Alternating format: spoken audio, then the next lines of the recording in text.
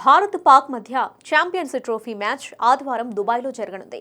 ఈ మ్యాచ్లో అందరి కళ్ళు మరోసారి విరాట్ కోహ్లీపైనే ఉంటాయి. ఎందుకంటే విరాట్ కోహ్లీ పాకిస్తాన్ అంటే చాలు తన బ్యాట్కు చక్కగా పనిచెప్తాడు.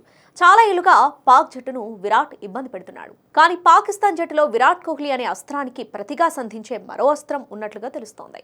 టెస్ట్ క్రికెట్లో హాఫ్ స్టంప్ వెలుపల బంతులతో విరాట్ కోహ్లీ ఇబ్బంది పడుతున్నప్పటికీ వన్డే ఫార్మాట్లో లెగ్ స్పిన్నర్లు కొంతకాలంగా విరాట్ను చాలా ఇబ్బంది పెడుతున్నారు. ఇంగ్లాండ్తో జరిగిన వన్డే సిరీస్లోని 2 మ్యాచ్లలో కోహ్లీని ఆదిల్ రషీద్ అవుట్ చేశాడు. ఛాంపియన్స్ ట్రోఫీ తొలి మ్యాచ్లో బంగ్లాదేశ్ లెగ్ స్పిన్నర్ రిషాద్ హుసేన్ బంతికి విరాట్ అవుట్ అయ్యాడు. 2024 నుంచి ఇప్పటి వరకు విరాట్ కోహ్లీ లెగ్ స్పిన్నర్ పై 5 వన్డే ఇన్నింగ్స్లలో 5 సార్లు అవుట్ అయ్యాడు. ఇక లెగ్ స్పిన్నర్లపై విరాట్ సగటు కేవలం 4.2 మాత్రమే. ఈ క్రమంలో పాకిస్తాన్తో జరిగే మ్యాచ్లో విరాట్ కోహ్లీ ఓ బౌలర్తో జాగ్రత్తగా ఉండాలి. అతడే పాక్ స్టార్ స్పిన్నర్ అబ్రార్ అహ్మద్. అబ్రార్ను పాకిస్తాన్ మిస్టరీ స్పిన్నర్ అని కూడా పిలుస్తారు. అబ్రార్ మంచి లెగ్ స్పిన్ కూడా బౌలింగ్ చేస్తాడు.